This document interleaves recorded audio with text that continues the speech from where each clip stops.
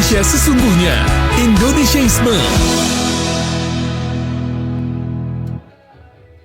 Ya, Bapak Mama, Mbak Saudara, Kakak Nyong dan Kakak Nona, seperti yang Beta sudah informasikan sebelumnya ya, Ketua akan membahas topik menarik dalam ketumpung obrolan kita Indonesia di pagi hari ini, yaitu wawasan kebangsaan, menangkal ancaman dan tantangan globalisasi. Dan untuk itu Bapak Mama, Mbak Saudara sudah hadir bersama dengan Beta di line Zoom kali ini. Dua narasumber ya, yang pertama ada Bapak Dr. Syukur M. Adang Jaha ya, selaku dosen FISIP Undana Kupang, dan juga Bapak Sakarias Angkasa ya, selaku pemerhati budaya Manggarai ya, yang akan mengupas untuk ketong pagi hari ini dari sisi akademik dan peran generasi muda, dan juga berbagi pandangan juga ya tentang tentang bagaimana kearifan lokal bisa menjadi benteng menghadapi arus globalisasi. Beta sapa dulu yang sudah bergabung dengan ketong di line Zoom.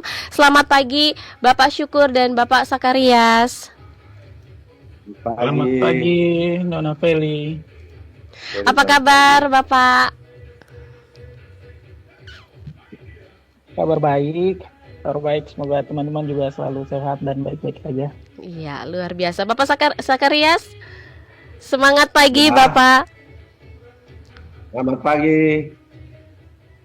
Iya, baik. Berbicara tentang ketumpung topik ya di obrolan kita Indonesia pagi hari ini, yaitu wawasan kebangsaan, menangkal ancaman dan tantangan globalisasi.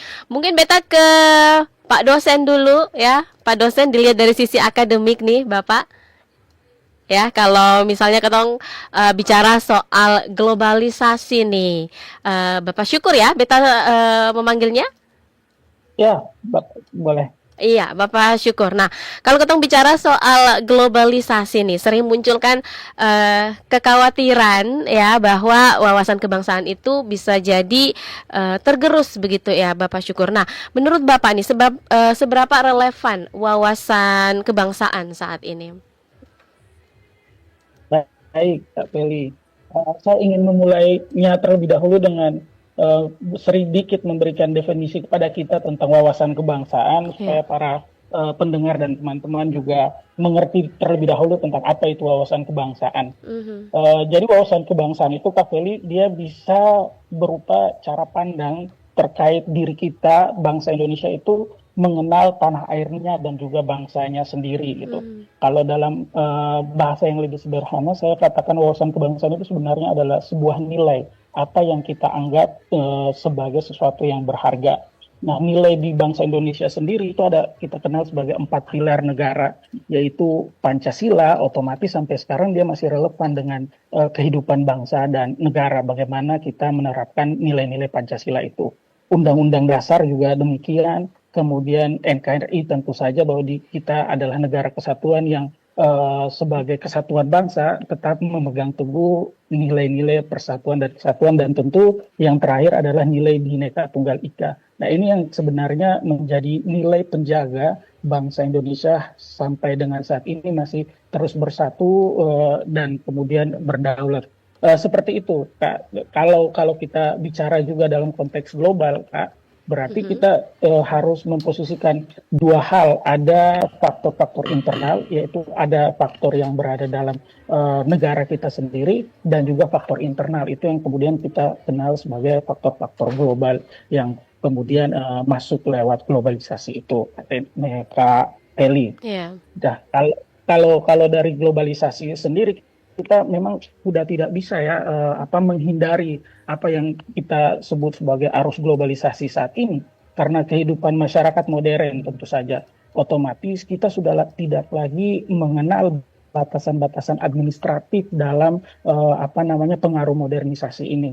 Misalkan kita bangsa Indonesia, kita tidak bisa memisahkan diri dari negara Malaysia atau negara tetangga kita di Eropa maupun di Amerika seperti itu, Kak. Jadi penting untuk nilai-nilai itu menjadi benteng pertahanan bagi nilai-nilai yang akan masuk dalam negara maupun bangsa kita. Seperti itu, Kak Feli. Oke, menarik ya, Pak Syukur ya, bahwa memang wawasan kebangsaan ini memang masih sangat dibutuhkan meski dunia makin terbuka begitu ya.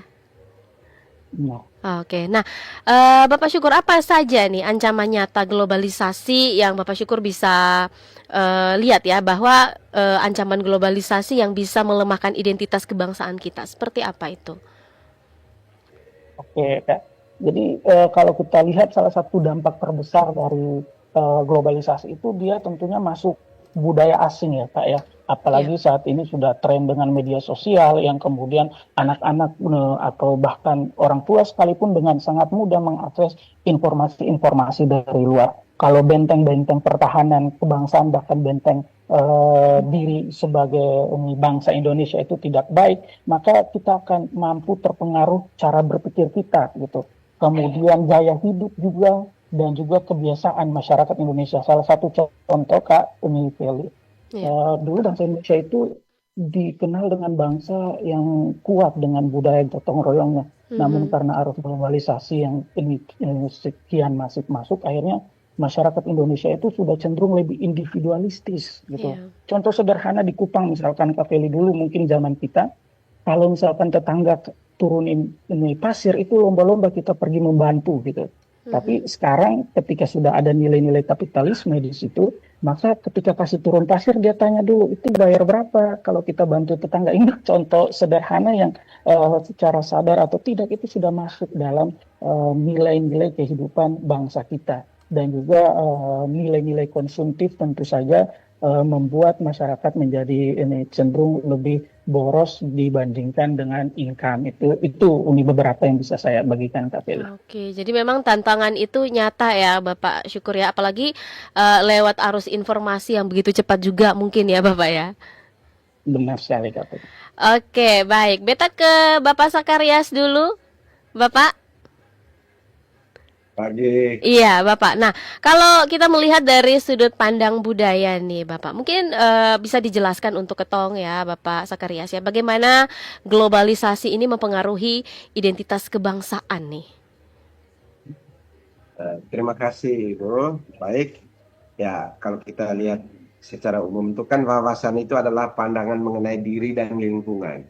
Bagaimana saya sebagai orang Manggarai atau orang Manggarai itu sendiri atau orang mana saja melihat dirinya sendiri sebagai warga suku atau warga kelompok dan kemudian menjadi sebagai warga negara Indonesia. Nah, Iya. kalau kita simak sebenarnya wawasan itu ada kaitan, wawasan kebangsaan itu adalah ada kaitan dengan wawasan persatuan. Mhm. Bagaimana merasa diri bersatu. Karena itu kita misalnya seperti yang diungkapkan oleh Pak Syukur tadi bahwa adanya perasaan satu kesatuan, NKRI. Nah, itu kalau di dalam bangsa Indonesia. Dan di dalam suku-suku pun juga ada seperti itu. Ada wawasan cara memandang diri untuk mengatakan, katakanlah saya itu orang Manggarai itu dasarnya apa gitu. Nah, karena itu dalam kaitan dengan wawasan kebangsaan itu sebenarnya itu wawasan berkaum, wawasan hidup bersama. Nah, dan wawasan berkaum atau wawasan hidup bersama itu sebagai orang Manggarai dia akan menyebutkan dirinya Ata Manggarai kalau saya misalnya. Nah, mengapa dia memandang dirinya sebagai orang Manggarai? Tentu ada hal dalam rasa sebagai orang Manggarai itu yang menyatakan bahwa saya ini bukan orang lain, saya bukan orang bagi NTT, saya bukan orang Ngada, saya bukan orang Ende, saya bukan orang Sabu, tapi saya orang Manggarai. Iya. Nah, rasa kebanggaan sebagai orang Manggarai itu tentu ada. Dan itulah yang sebentar akan kita bahas mungkin dalam selanjutnya ini berkaitan dengan kalau di dalam orang Manggarai itu ada rasa persatuan antara yang paling mengikat mereka itu persatuan yang namanya dalam persatuan wilayah sebagai wilayah Manggarai. Dan dia mengatakan bahwa di sebelah tempat lain itu, di sebelahnya itu bukan orang Manggarai. Maka mungkin mereka akan nyatakan itu dalam bentuk lagu, mungkin mereka nyatakan itu dalam bentuk adat budaya yang membedakan mereka dari suku yang lain. Iya. Mungkin juga mereka menyatakan dalam cara mereka berbicara. Nah, dan tantangan yang ada sekarang ini sebenarnya adalah bahwa kalau saya melihat secara umum akibat arus globalisasi ini dengan percepatan hubungan antara wilayah, antar negara, maka kita sulit mengatakan bahwa kita mempertahankan ini dengan cara-cara yang biasa-biasa saja, yang selama ini mungkin kita tidak punya hubungan dengan bangsa atau suku yang lain. Sekarang akibat pembaharuan ini, akibat kehidupan sosial yang sudah sangat terbuka dengan adanya hubungan-hubungan yang lancar, baik secara transportasi darat, laut, udara maupun melalui komunikasi-komunikasi yang makin canggih, maka budaya itu makin hari makin luntur. Orang makin merasa bahwa kami mau menjadi warga dunia. Nah, dalam menjadi warga dunia ini kalau dia melupakan identitasnya itu akan sangat berbahaya. Demikian dulu barangkali. Oke, baik, luar biasa. Jadi memang budaya ini memang jadi pintu pertama yang terkena arus globalisasi, begitu ya Bapak Sakarias ya? Ya, benar. Benar. Oke, nah mungkin bisa dijelaskan juga bagi pendengar Pro 4 ya pagi hari ini, apa nih ancaman globalisasi yang paling terasa terhadap budaya Manggarai khususnya? Ancaman yang paling besar sekarang ini ialah pertama arus pariwisata. Pariwisata sekarang ini daerah-daerah kita ini sudah mulai bermunculan kelompok-kelompok orang-orang datang dari mancanegara, dan kecenderungan itu sebenarnya baik kalau kita memperkuat kaum muda kita dengan budaya-budaya lokal. Masalahnya pada saat orang asing itu masuk ke wilayah kita, kalau mereka bertanya tentang budaya kita, banyak juga kaum muda yang tidak tahu bagaimana menjelaskannya itu kepada warga dunia ini. Nah, akhirnya warga dunia ini ya lebih membawa budaya dia kepada kita. Lalu kita mulai berpikir, oh iya ya, orang bule itu seperti ini, orang Australia seperti ini, Amerika seperti ini, Rusia seperti ini. Tapi dia tidak mengatakan diri saya seperti ini kepada mereka. Ini mungkin perlu kita pertegas dalam hal ini. Oke, benar. Hal lain ialah akibat adanya transmigrasi ke banyak pulau, banyak wilayah di Indonesia ini, maka kaum muda tidak berkesempatan untuk mempelajari budaya di daerahnya sendiri. Dia sudah tinggalkan kampung halamannya, akhirnya budaya itu hanya terserap oleh kelompok-kelompok tua yang makin hari makin hilang dan tidak bisa diturunkan begitu saja. Kalau tidak diceritakan, tidak dilakukan. Ini mungkin jadi tantangan kita untuk mempertahankan budaya-budaya kita yang akan memperkuat identitas kita sebagai warga lokal, warga Indonesia. Terima kasih. Oke, benar ya. Berarti memang ancaman ini memang nyata ya, Bapak Sakarias ya, terutama bagi generasi muda ya. Ya. Oke, baik. Kita kembali dulu ke Pak dosen. Pak dosen ya, globalisasi ini kan sering disebut pedang bermata dua begitu ya Pak Syukur ya, dan ini juga adalah peluang sekaligus ancaman. Nah, bagaimana menurut Bapak menempatkan posisi yang tepat dalam menghadapi hal ini? Baik, begini Kak Feli. Jadi benar sekali yang seperti Kak Feli tadi katakan bahwa globalisasi tidak selamanya buruk. Kita bisa lihat dari sisi yang negatif, tentu saja strategi kita adalah menangkal sisi itu dengan memperkuat nilai-nilai wawasan kebangsaan kita. Tapi dengan demikian juga kita juga mau untuk menjadikan arus globalisasi ini peluang, begitu. Saya sempat beberapa kali itu melakukan kajian di berbagai daerah terkait dengan desa pariwisata, destinasi pariwisata kebudayaan, Kak. Itu kebanyakan destinasi pariwisata kebudayaan itu masih bersifat eksklusif di dalam wilayah masyarakat setempat saja. Jadi begitu saya ke Maumere misalkan di salah satu desa, dia mengatakan bahwa di sini kebudayaan kami ada bagus sekali para wisata budayanya. Lantas itu hanya menjadi pengetahuan di lingkungan sekitar situ saja gitu. Nah, ini yang kemudian masih ada nilai-nilai globalisasi ini yang belum, apalagi kemajuan teknologi ini yang belum dimanfaatkan secara maksimal oleh masyarakat kita gitu.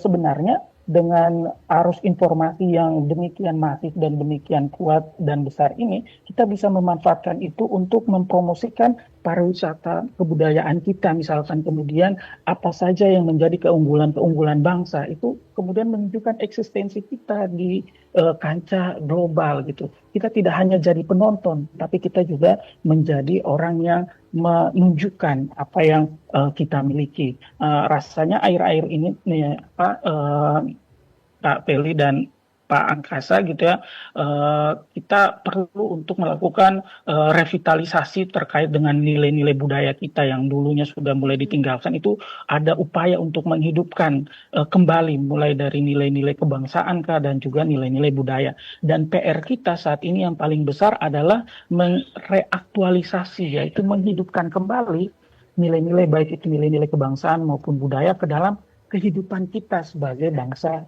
Indonesia, sehingga itu terus eksis dan menjadi turun temurun kepada anak cucu kita untuk tidak dilupakan, seperti itu. Jadi kita juga sebenarnya bisa memanfaatkan itu, Kak Feli, jadi tidak selamanya buruk. Oke, benar Gitu, Kak sekali. Feli. Memang perlu keseimbangan ya supaya kita tidak kehilangan jati diri begitu ya, Bapak Syukur ya. Benar sekali. Oke.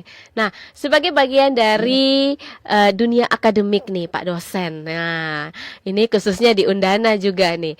Apa peran perguruan tinggi dalam memperkuat wawasan kebangsaan mahasiswa? Oke, Kak.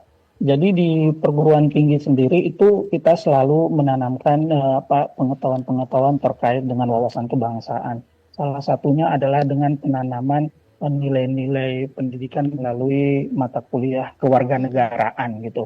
Lewat nilai-nilai mata yang diajarkan dalam mata kuliah kewarganegaraan, sebenarnya kita sedang mengajarkan pada generasi muda di mana posisi bangsa atau posisi mahasiswa itu sebagai seorang anak bangsa. Kemudian juga itu dari sisi pendidikan ya, Kak Feli.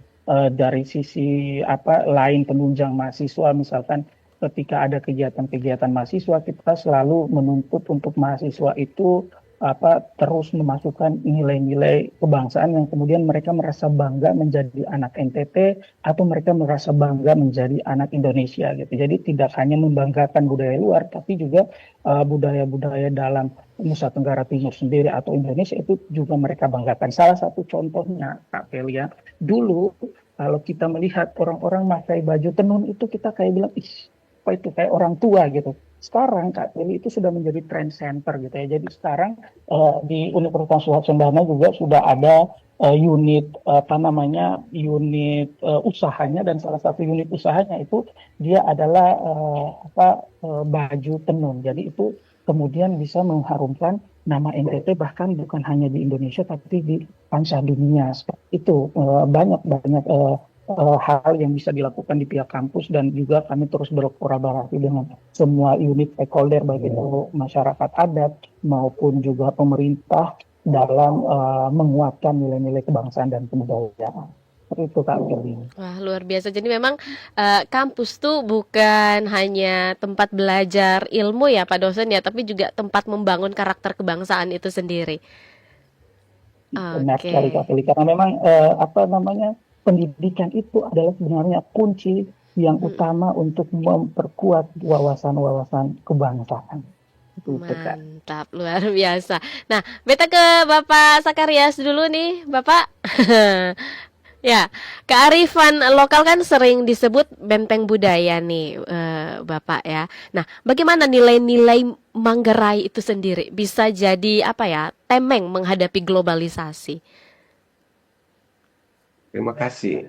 Kalau saya melihatnya, karena saya orang Manggarai dan saya mengalami dan merasakan sebagai orang Manggarai, tapi dalam kemanggaraian itu timbulkan rasa nasional. Dan kita mungkin harus mengucap terima kasih kepada pendahulu-pendahulu kita yang menempatkan sesuatu yang sangat inti untuk dia merasa diri sebagai bangsa Indonesia. Itu dulu, yaitu adanya Sumpah Pemuda tahun 1928 yang menekankan salah satu inti daripada rasa kebangsaan itu adalah bahasa. Bahasa adalah rumah kita bersama. Saya tekankan di situ. Tanpa bahasa kita tidak akan merasa satu rumah. Tanpa bahasa kita susah merasakan satu bangsa. Banyak bangsa di dunia ini pecah hanya karena berbeda bahasa. Di Eropa pun demikian. Di Belgia misalnya, bagian selatannya berbahasa Prancis, bagian utaranya berbahasa Belanda. Ya, timbul selalu ada pertentangan antara kelompok yang berbahasa Prancis dan berbahasa Belanda. Nah, di Afrika juga banyak negara yang identitasnya belum menekankan bahasa sebagai salah satu dasar daripada kesatuan mereka. Dan itu menjadi goyah. Kehidupan kenegaranya menjadi goyah. Karena apa? Di dalam rasa bahasa, ada rasa budaya, atau budaya itu akan terekspresi lewat bahasa. Nah, bersyukurlah pendahulu kita dulu melihat itu. Bagaimana menjadikan bangsa Indonesia ini untuk bisa disatukan karena dia berbagai ragam suku, budaya, pulau, dan sebagainya yang tersebar dari Sabang sampai Merauke. Nomor satu dia katakan, carilah satu bahasa yang kira-kira bisa mengkomunikasikan orang-orang yang berbeda-beda bahasa daerahnya dan budayanya ini. Jadilah bahasa Indonesia ini menjadi tiang tonggak utama. Nah, itu kalau secara nasional. Dan ini adalah benteng kuat kita untuk menghadapi dunia luar. Nah, timbul sekarang masalah di globalisasi ini, munculnya juga teknologi canggih yang kita namakan mungkin sekarang HP dan sebagainya, yang memudahkan anak-anak muda kita ini belajar bahasa lain. Lalu ada perasaan mulai, kalau kita tumbuhkan dari kecil, akhirnya mereka ada perasaan begini, saya merasa lebih hebat kalau saya menggunakan bahasa asing daripada menggunakan bahasa kita. Nah, ini akan berbahaya, bisa melunturkan semangat kebersamaan atau kebersatuan kita sebagai bangsa Indonesia. Dan ini mungkin kita perlu mencari atau mensiasati, bahasa adalah jendela dunia, kita menggunakan bahasa daerah sebagai bahasa asing sebagai bahasa kita. Tapi jangan lupa, bahasa Indonesia ini juga sudah menjadi bahasa dunia. Sudah banyak bangsa asing, kalau kita nonton di Instagram, di mana-mana, mereka belajar bahasa Indonesia. Karena apa? Mereka merasa bahwa kami selalu ke Indonesia, kami juga harus belajar bahasa Indonesia. Nah, saya kemarin nonton stand up comedy. Di situ ada seorang peserta mengatakan, saya menggunakan bahasa Indonesia, Anda datang di negara saya berbahasa Indonesia, memang saya tidak bisa berbahasa asing. Karena itu Anda harus ikut saya. Dan itu juga satu perasaan yang mengatakan bahwa bahasa kita itu terlalu perlu untuk digunakan juga, untuk selalu dipakai. Nah, lunturnya penggunaan bahasa itu juga akan mempengaruhi rasa kebersatuan kita, rasa kebersamaan kita dalam rasa kebangsaan. Nah, sebagai orang Manggarai, saya melihat bahwa bahasa Manggarai itu sudah ada, tetapi hanya terbatas terpakai pada kalangan orang Manggarai. Memang masalahnya sekarang terjadi pada diaspora. Orang Manggarai sekarang misalnya sudah banyak berada di luar. Bapaknya orang Manggarai, mungkin mamanya orang lain. Di rumah bapak sungkan mau berbahasa Manggarai, mama orang lain dari suku lain. Terpaksa jadikan bahasa Indonesia misalnya sebagai bahasa utama. Akhirnya anak-anaknya hanya merasa secara biologis kami orang Manggarai, tapi tidak tahu budaya Manggarai. Ini contoh. Nah, bagaimana kita memperkenalkan budaya kita ini sekarang supaya dikenal oleh anak cucu kita ke depan? Itu kewajiban kita untuk mungkin menggunakan media sosial ini sebagai alat untuk memperkenalkan budaya-budaya kita secara utuh kepada orang lain. Karena ada banyak hal sebenarnya yang kalau kita tonton misalnya di dalam YouTube dan sebagainya, masih bersifat pertunjukan. Nah, itu dalam bentuk lagu-lagu atau tarian-tarian atau upacara-upacara adat. Tetapi inti atau makna itu belum dijelaskan secara utuh. Karena apa? Keengganan orang untuk membaca juga sudah tidak ada. Keengganan, bukan tidak ada, tapi berkurang. Keengganan untuk menulis pun sudah berkurang. Sehingga tulisan-tulisan mengenai budaya ini perlu dikembangkan kembali agar itu bisa menjadi konsumsi banyak orang. Budaya lokal itu juga harus diterjemahkan ke dalam bahasa-bahasa Indonesia yang kita cintai ini. Itu menurut saya. Baik Terima ya. kasih. Ya, luar biasa. Berarti memang ternyata budaya lokal ini apa ya, bisa jadi benteng pertahanan kita ya, Bapak Sakarias ya. Benar sekali. Iya, tadi Benar bicara sekali. tentang bahasa, iya, bicara tentang bahasa daerah nih. Seberapa penting nih menjaga bahasa daerah sebagai bagian dari identitas kebangsaan di tengah arus globalisasi ini, Bapak? Baik, terima kasih. Tadi saya mengatakan bahasa adalah rumah kita bersama.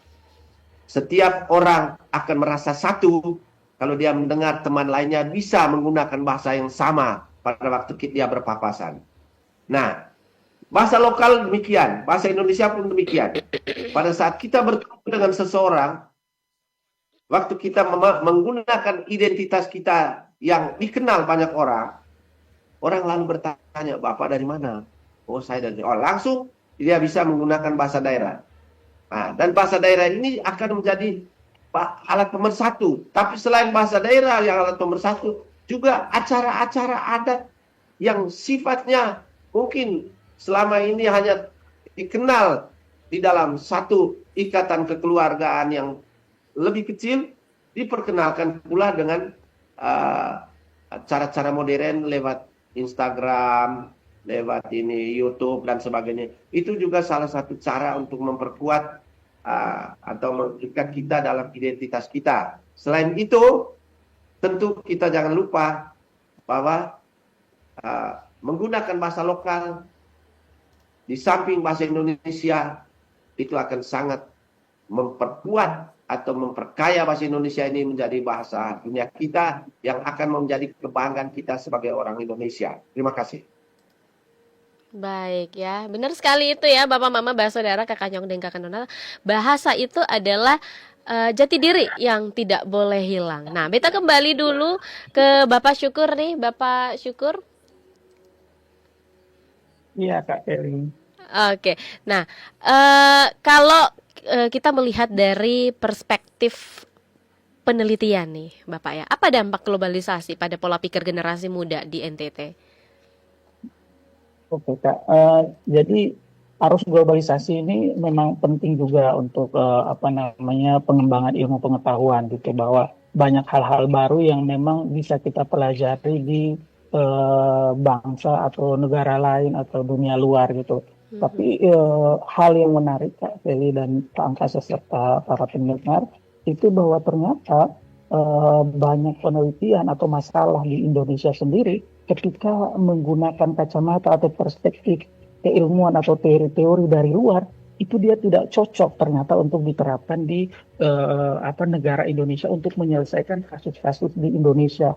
Oleh karena itu, kami di dalam bidang keilmuan sendiri ada satu yang menarik, yaitu belajar dari bawah gitu. Jadi kita kembali mempelajari apa yang ada di ini masyarakat gitu, di level bawah, dan apa nilai-nilai kearifan lokal yang sebenarnya mampu untuk menyelesaikan masalah itu, Kak Kelly. Jadi sebenarnya nilai-nilai atau kearifan lokal itu sudah mampu untuk mengatur kehidupan masyarakat selama ini. Tapi karena kemudian terpengaruhlah masuk banyak perspektif dari luar, kita menganggap bahwa orang di bawah atau perspektif pemikir-pemikir bangsa itu tidak mampu untuk mengatasi masalah-masalah yang terjadi dalam negara Indonesia sendiri. Padahal sebenarnya nilai-nilai kearifan lokal yang sudah ada jauh sebelum bangsa ini bahkan terbentuk, itu dia mampu dengan sangat baik meredam atau menyelesaikan masalah-masalah yang ada di luar. Saya kasih contoh misalkan Kak Feli,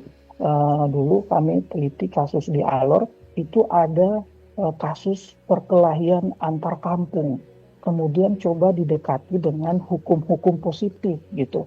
Loh, yang terjadi adalah tidak ada perdamaian di situ, justru menimbulkan dendam.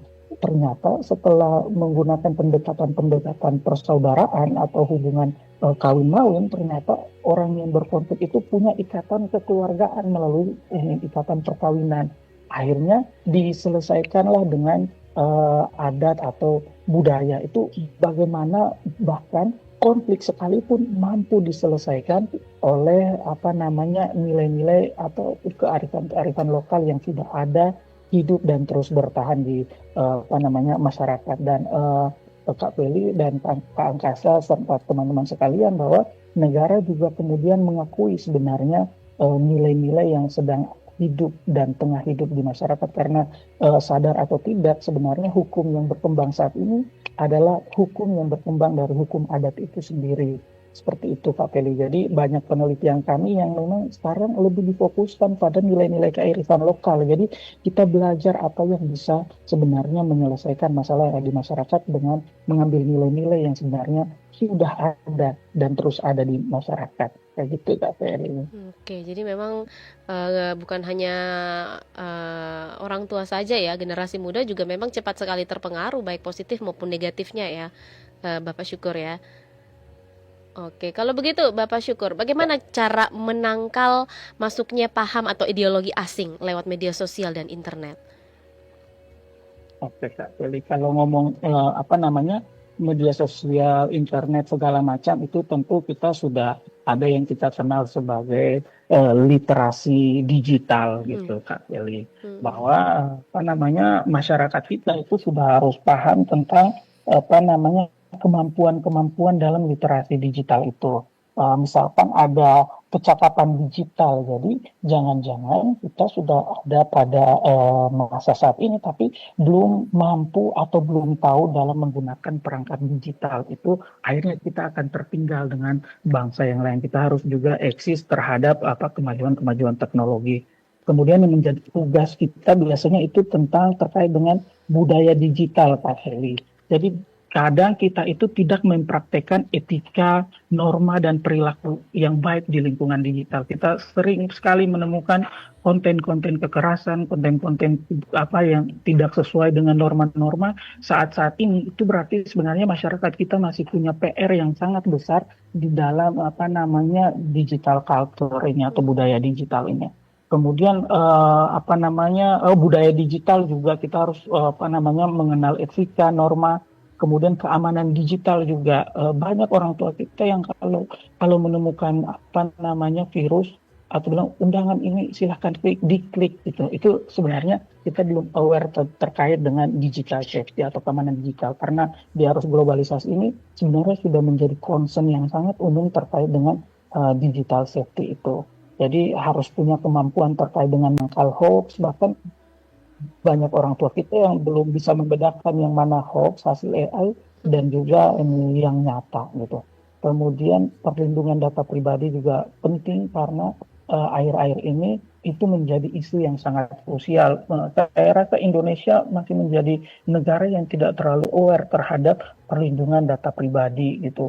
Seolah-olah data pribadi itu barang murah yang kemudian bebas diperoleh di mana saja. Itu menjadi PR kita bersama gitu Kak Kelly.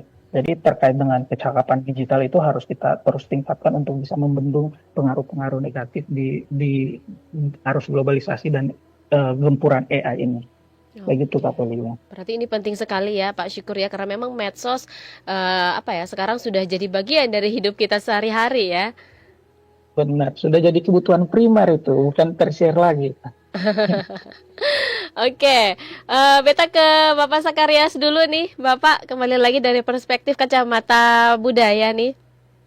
Nah, kalau begitu Bapak, dari semua yang sudah Bapak jabarkan tadi nih, bagaimana nih cara menghubungkan nilai budaya lokal dengan semangat nasionalisme Indonesia?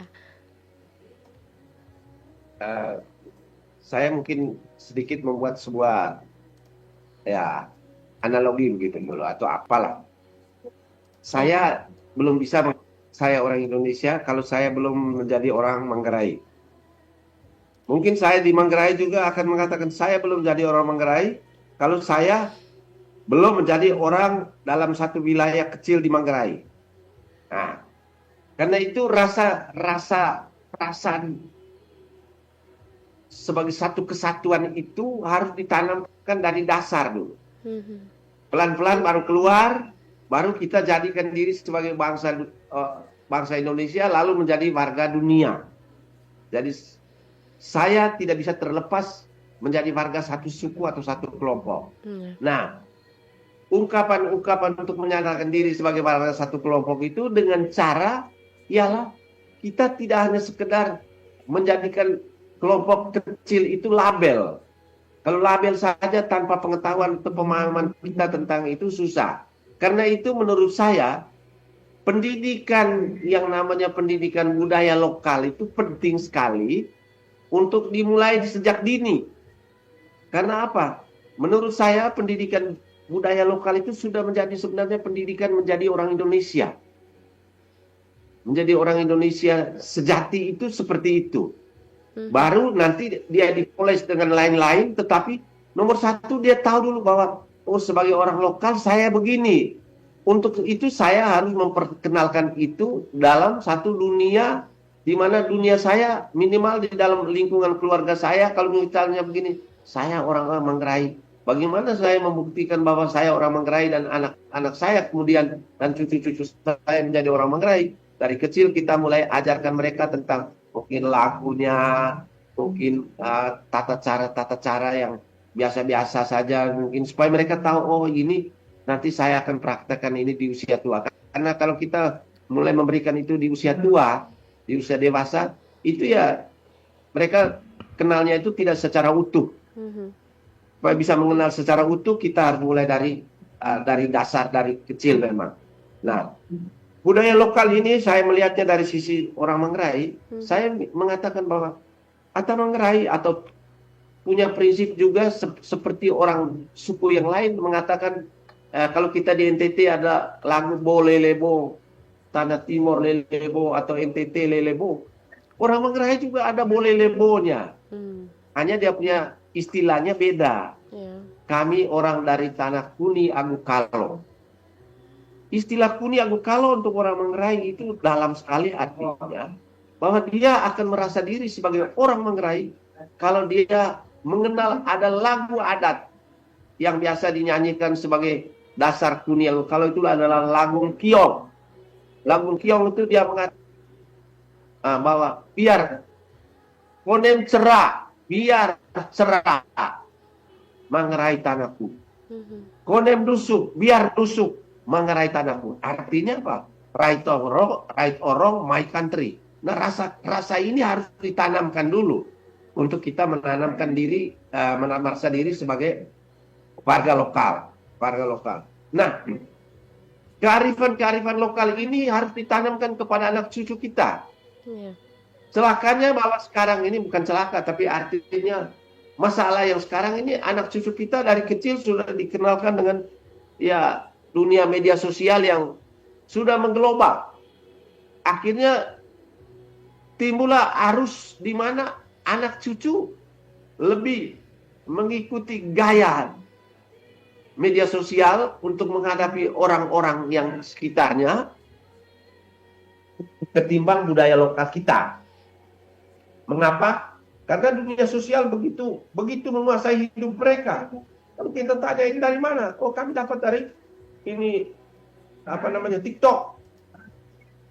Kami dapat dari Instagram. Nah, ini juga kalau tanpa disaring sangat berbahaya.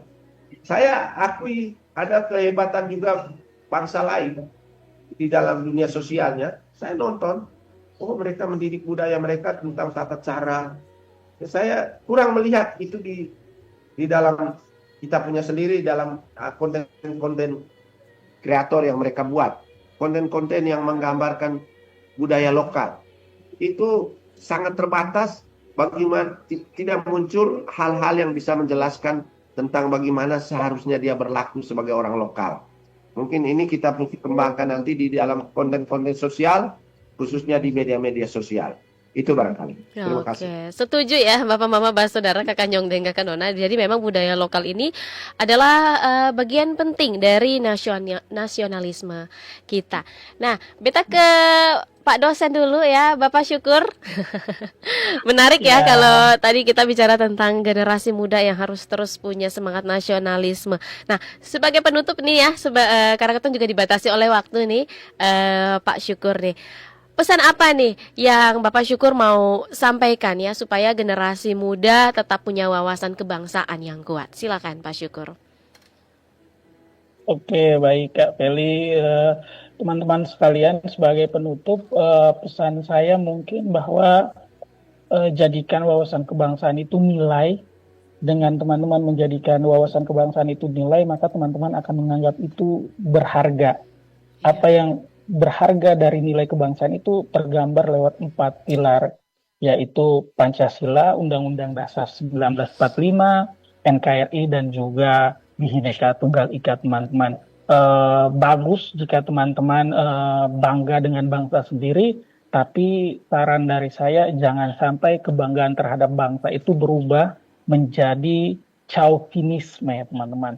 Chauvinisme itu apa? Itu paham atau sikap fanatik yang berlebihan terhadap kelompok, bangsa, atau negara sendiri. Jadi berbahaya sekali jika teman-teman menganggap bahwa diri teman-teman jauh lebih baik dari apapun, karena itu akan menimbulkan paham atau rasa intoleran. Itu. Thank you semuanya. Baik, luar biasa ya. Iya, ternyata inilah harapan dari sisi akademik ya, pesan yang sangat inspiratif juga. Dan semoga bisa jadi pengingat untuk ketong semua ya, Bapak Syukur ya. Iya, benar sekali Kak Fred. Oke, Bapak Sakarias nih. Nah, terakhir nih. Nah, Bapak Sakarias, bagaimana nih budaya lokal Manggarai ya bisa ikut berkontribusi pada ketahanan kebangsaan Indonesia secara menyeluruh?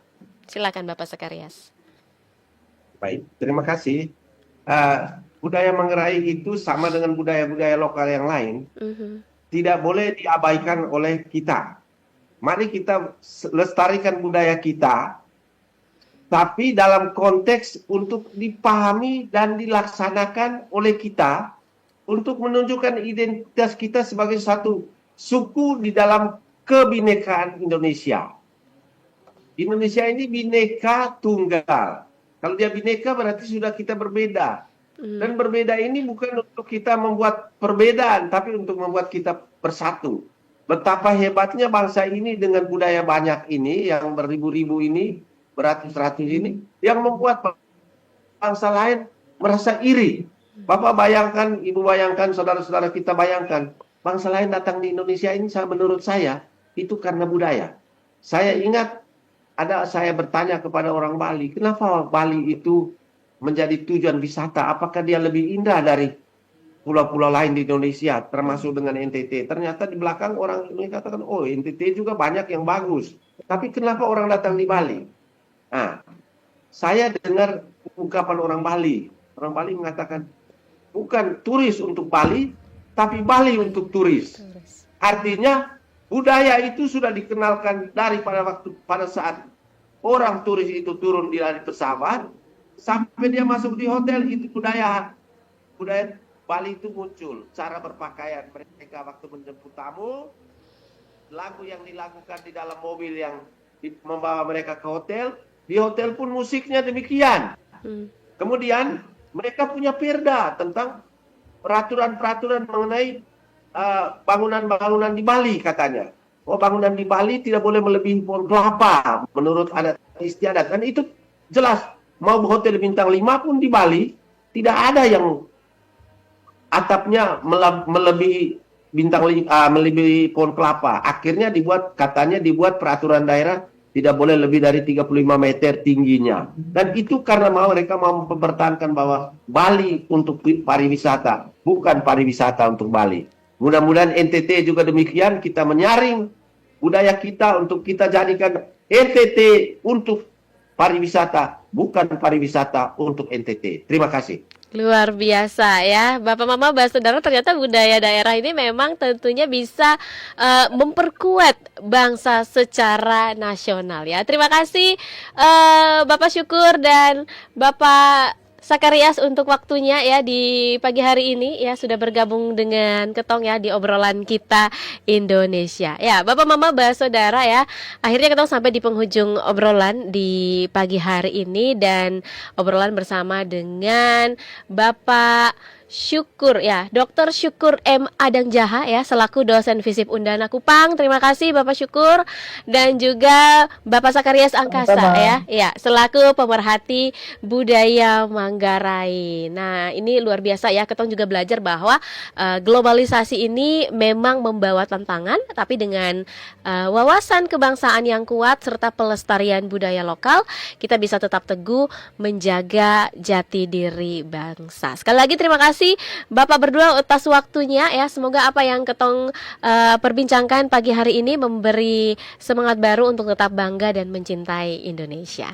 Itu dia Bapak Mama, Mbak Saudara, Kakak Nyong dan Kakak Nona. Setelah ini masih ada ragam musik informasi yang akan menemani Bapak Mama, Mbak Saudara. Tetap di FM 104,3 MHz.